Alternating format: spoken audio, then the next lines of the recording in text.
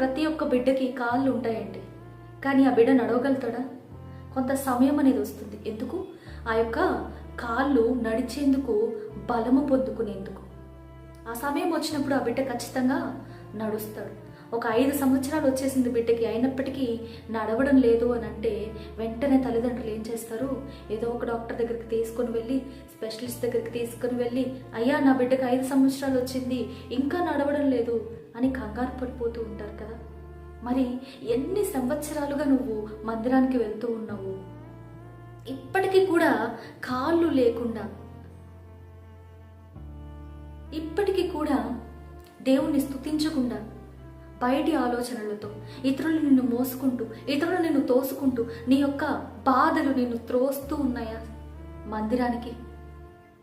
అయితే నువ్వు ఆత్మీయంగా కుంటివాడిగా ఉన్నావు.